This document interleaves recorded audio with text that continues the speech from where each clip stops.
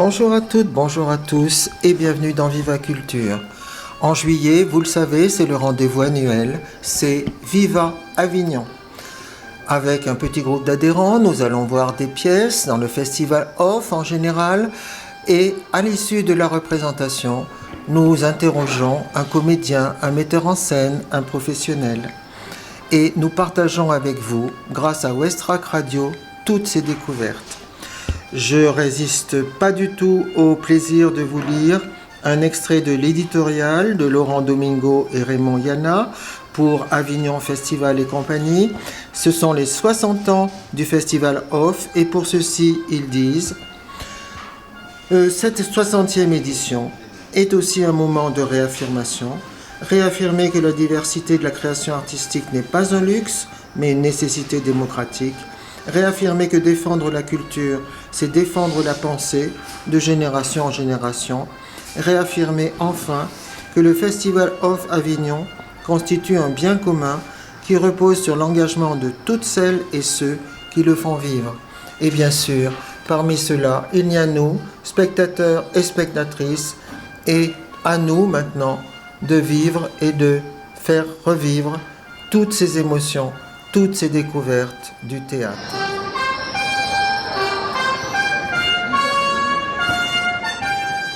Sophie Cusset, bonjour. Bonjour. Alors, vous êtes metteuse en scène et nous venons de voir que vous avez monté une pièce de Gilles Ostrovsky qui s'appelle Voyage en un taxi.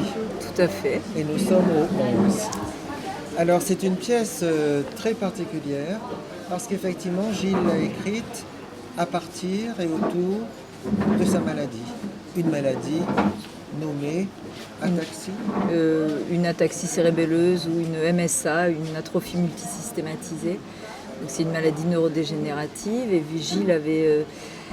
on a une compagnie ensemble depuis 35 ans, voilà, et il avait décidé il a écrit ce texte pour dialoguer avec cette maladie, la défier, la combattre et que ce spectacle devienne une victoire sur la maladie, une ode à la vie, au théâtre. Voilà. C'est quelque chose qui frappe d'emblée d'ailleurs, qu'il parle de la maladie, que le texte parle de la maladie aussi frontalement. Oui.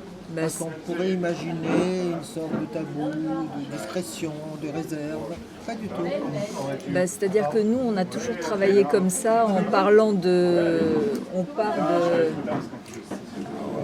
part toujours de ce qui nous arrive, de notre vie. Il y a vraiment toujours un côté autobiographie, autofiction. Et voilà, et on travaille aussi sur le clown, le rire, le moment où le rire bascule dans la tragédie, sur le vrai, sur le faux. C'est un petit peu les lignes de conduite de notre travail dans la compagnie Octavio. Et donc Gilles, quand il a appris qu'il était malade, vu on a un couple à la vie, à la scène, l'évidence c'était d'en faire un spectacle et que le théâtre continue à... Il était déjà comédien. Gilles, oui, il avait 58 ans et il est comédien depuis qu'il a 25 ans. C'est quoi. ça, Enfin, oui. nous, voilà. Oui, c'est ça. Et là, il est joué par Thomas Blanchard, mais au tout début du spectacle, la particularité de ce spectacle, c'est que c'est un spectacle qui a évolué, c'est-à-dire qu'au départ, Gilles était sur scène comme auteur. Donc il y a un dispositif scénographique qui est fait de matelas gonflables. Exactement, énorme. Voilà.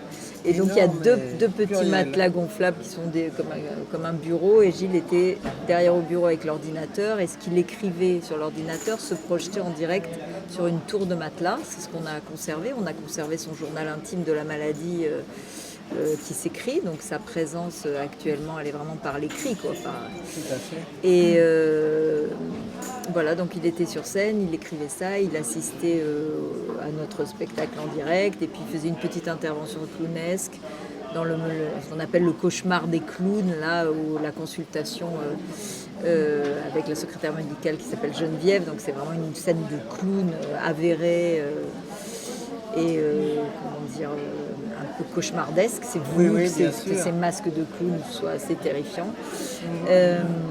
Et donc il faisait aussi, c'est lui qui faisait Geneviève, la secrétaire médicale, et là c'est notre fils Léon, qui est acteur aussi, qui a 25 ans et qui a repris le rôle de cette secrétaire médicale, et toutes les petites interventions danse et plutôt en mode numéro de cabaret.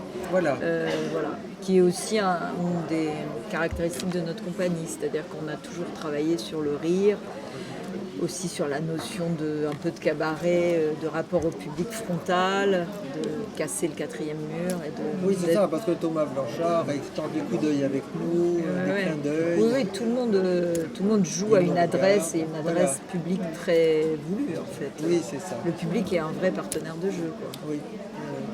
Alors évidemment, dans les passages sérieux, il y a des choses qui nous ont étonnés, mais pas tout à fait quand même. C'est la franchise ou même l'audace, le manque de précaution des soignants, des médecins, tous ces gens-là. Ouais. Voilà, c'est parce que... Est-ce que c'était dans la... toutes ces consultations ont eu lieu. La pièce est construite comme ça. Il y a un peu 2 actes et un petit épilogue. Et la scène d'introduction. Voilà. La première partie, c'est vraiment la recherche du diagnostic, donc avec toutes les rencontres avec les médecins occidentaux, la médecine occidentale. Le diagnostic qui tombe, c'est une maladie neurodégénérative avec l'arrivée de cette IRM. En vidéo, sur cette aire de piano, tout ça, on rentre au cœur du cerveau de l'homme, quoi.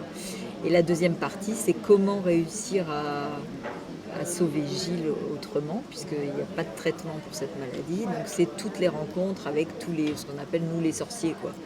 Les magnétiseurs, les énergéticiens. Tout ça a été fait.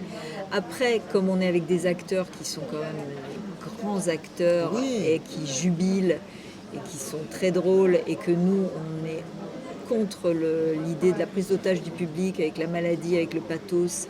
C'est une grande angoisse. Enfin, c'est pas du tout...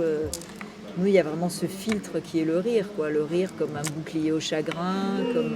Oui, mais le rire, moi, j'ai beaucoup ri. J'ai trouvé ça, mais c'était quand même très très poignant au fond, malgré le fait qu'on rit. Et c'est là où je dis c'est réussi. Alors après, vous disiez c'est foutraque. Je me souviens qu'il y avait un côté un peu foutraque. Mais ça me plaît, ça. Moi, j'ai adoré ce côté-là parce que moi, j'ai une maladie neurodégénérative aussi. Et c'est vrai que le fait de faire la recherche du diagnostic et de finalement aller vers des médecines parallèles. On a fait l'expérience. Eh ben c'est foutraque, c'est une recherche dans tous les sens qui fait qu'on ne sait plus où on est. Et puis voilà. Et puis l'image de l'île, j'ai trouvé magnifique. Moi, j'adore ce moment. Parce que c'est vrai. Enfin, je veux dire, je pense qu'il y a beaucoup de gens qui ressentent cette sensation d'être sur une île au milieu du monde, mais en étant quand même pas tout à fait dans le monde, un peu à l'écart sur une île et regarder ce qui se passe autour. Un peu observateur, comme idée. Ouais. Oui. Moi, ce qui m'a semblé très fort, c'est dans le fond, dans cette action de Gilles d'écrire et de jouer, de montrer, c'est le fait qu'il refuse d'être un corps, un simple corps à la merci d'une maladie, à la merci des douleurs, à la merci des médecins, mais d'être aussi un sujet, c'est-à-dire acteur actif, vivant, maîtrisant le peu qu'il peut, mais le plus possible. On a vraiment, je crois qu'on a été avec ce spectacle jusqu'au bout. C'est-à-dire qu'il y a un an, Gilles, il n'arrivait plus trop à parler. Il y avait plein de problèmes suite à tous les symptômes qui sont décrits dans le spectacle. Et on a quand même joué 11 fois à Lyon, Théâtre des Célestins. Moi, j'ai insisté pour qu'il soit là. Il était en bord de scène tous les soirs avec le costume 3 pièces. Le moment de craquage, un peu de méta-théâtre pendant le spectacle où l'acteur craque, veut plus jouer ce truc qui le ridiculise et où moi j'interviens, tout ça. Il le faisait avec Gilles. Alors c'était plus court. Et puis il avait la dernière phrase, il y a quelqu'un aux cieux, quoi. Enfin, voilà. Mais jusqu'au bout, on a continué à adapter, quoi. Et la veille de son décès, il m'a dit il faut que tu penses à l'avenir, pense à Avignon, quoi. Et on a pris cette décision ensemble de faire Avignon parce que c'était un moment où c'était tellement difficile que moi je me suis dit il faut faire quelque chose d'énorme. Oui. Je sais pas. Il faut faire un truc insurmontable. Et on a toujours fait ça, avec... Moi, avant, j'ai créé un spectacle qui s'appelait Wonder Woman enterre son papa sur mon père qui a été en EHPAD.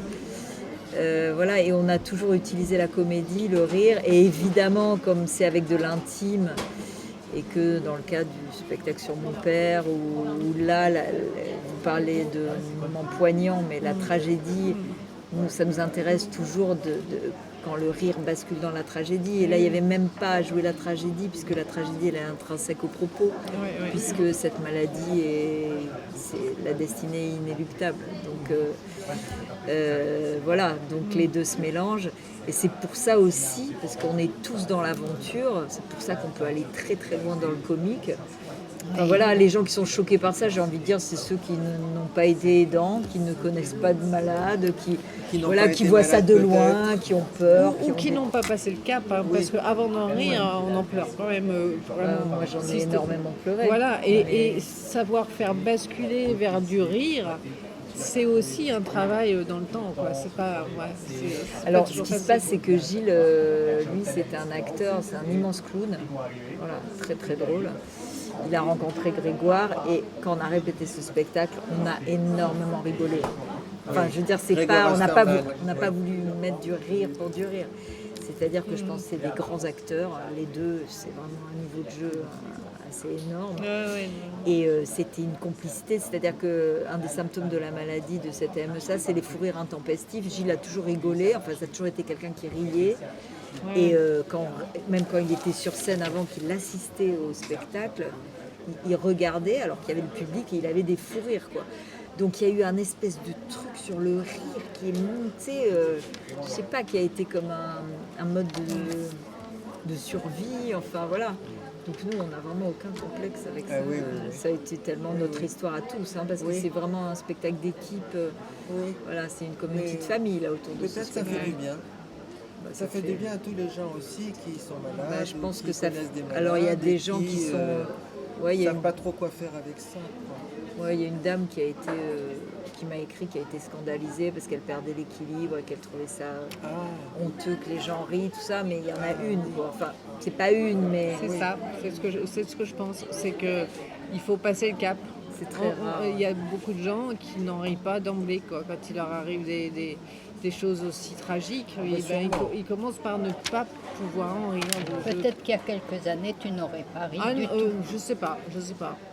Si, peut-être, mais en tout cas, c'est pas tout le monde, quoi. C'est normal. Et puis, les gens vont au rythme qu'ils peuvent, et puis... Voilà. Et moi, enfin, de voir le spectacle, c'est à chaque fois, c'est quand même une épreuve, quoi. Oui. Bien sûr. Voilà. C'était quand même un challenge, parce que vous avez mêlé la représentation avec la vérité, avec le réel. Ah ben clairement. Donc, il y a mon fils sur scène, Anita, c'est notre fille, ma chérie, c'est moi. Oui, bien sûr. C'est moi qui mets en scène. Voilà, c'est très... Mais à la fois, c'est assez cathartique. C'est-à-dire que nous, on a toujours été dans le théâtre. Et donc, je pense que ça nous aide aussi. Enfin, on est hyper content que ça continue, que ça rencontre un public très nombreux, parce que il y a du monde. C'est un énorme succès. C'est une folie, c'est-à-dire qu'on ne maîtrise même plus, quoi. Oui, on a eu un mal fou à avoir des places. Ça a été complet très très vite. Et... parce que c'est un sujet, quoi. C'est vraiment un sujet très très fort, quoi. Donc il y a beaucoup de gens qui sont très intrigués. Enfin, je pense. Mais c'est vrai que c'est, par exemple, par rapport au public d'Avignon, c'est pas cette idée de donner des tracts dans la rue avec une histoire d'une maladie neurodégénérative. Moi, j'avoue que j'ai pas réussi. Heureusement que ça a été complet très vite, parce qu'on n'arrivait pas. Vous savez, c'est le principe d'Avignon. En faire la pub, faire de la pub comme ça. Là, c'était trop. Je comprends. D'où vous est venue cette idée de gros matelas gonflables? On travaille avec des scénographes. Et nous, avec Gilles, on leur a dit on voudrait que le décor prenne en charge le déséquilibre. Ah voilà. Et prenne en charge la maladie, l'idée que c'est une maladie de territoire. Enfin voilà, ça envahit tout. Que ça commence avec une forme assez structurée, et puis au fur et à mesure que le spectacle, ça c'est voulu, ce chaos, que le spectacle avance, et que tout se barre, quoi. Le décor s'écroule, tout fout le camp. Et on ne voulait pas que les acteurs prennent en charge, essayer d'interpréter quelqu'un de malade. On ne voulait pas. Ah oui, On voulait que ce soit hyper vivant sur le corps, quoi. Mais uniquement suggéré par... Ouais, c'est ça, quand il marche sur des matelas, ça se déséquilibre. Et puis il y a la parole, et puis on comprend très bien, quoi, je crois, qu'il n'y a pas Ah bah oui, besoin oui. de faire un mime. oui, c'est On ça. voulait surtout pas ça, quoi. Ah oui, non, non, ça... Et on voulait pas non plus anecdotiser cette chose, je sais pas. Mais c'est vrai que ce décor, il est assez, je trouve, génial. Parce qu'il Oui, prend en charge même ce petit matelas au début qui gonfle tout doucement. C'est vraiment l'idée de la maladie qui gonfle. Puis c'est aussi une maladie qui attaque la respiration. On t'entend ce souffle. Exactement. En fait, tout est pensé. Voilà, c'est Oui, pour dire oui. que tout est Ouais, très, ouais, ouais. très écrit. En fait. Et vous avez l'intention de le faire tourner Ah bah alors là, Le plus possible, c'est-à-dire qu'on avait décidé de faire Avignon après Gilles est décédé. Ça a été difficile pour moi de dire tout de suite allez. Et puis on s'est dit on y va, quoi. Donc on s'est dit c'est à la fois un hommage magnifique puisque nous on s'est rencontrés dans le théâtre, voilà, notre fils est acteur. Et aussi et ben, ça continue. Le voyage continue. Donc il y a plein de professionnels qui viennent et l'idée c'est vraiment que ça tourne. Que ça continue.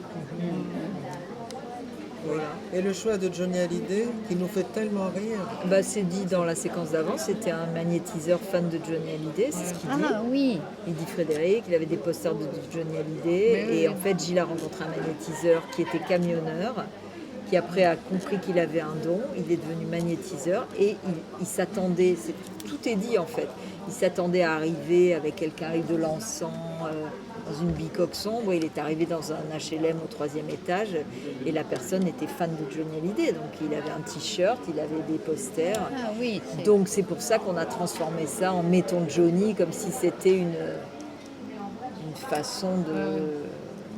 un mode de soin, quoi, une espèce de... Une thérapie. Une thérapie, voilà. Ouais. C'est pas, Ah oui. c'est pas gratuit, Johnny, c'est vraiment... Bah, Mais c'est c'est ça. marrant parce que je vois, ouais, non, c'est... Ah oui, intermèdes. c'est Bah, pas après, quelque c'est chose- gratuit, évidemment, puisque c'est nous qui avons choisi d'acheter les masques et tout, mais il était vraiment fan de Johnny, ce monsieur. Oui, oui, j'imagine que dans une aventure avec des guillemets comme ce parcours de soins là, on n'a pas besoin forcément d'inventer grand chose. Il y a tellement d'événements, de personnages qui font que bon, on rentre vraiment dans une aventure multidimensionnelle. Parce que voilà, surtout dans les médecines parallèles, bon, il y a toutes sortes de personnages. Ah bah oui, il y en avait un autre, mais on n'a pas tout mis dans le spectacle. Il y avait plein de scènes qui ont été écrites qu'on a enlevées, mais il y en avait un qui disait qu'il était connecté avec Poutine. Enfin bon, il y a eu plein d'histoires. On a gardé voilà, Frédéric, fan de Johnny. On a gardé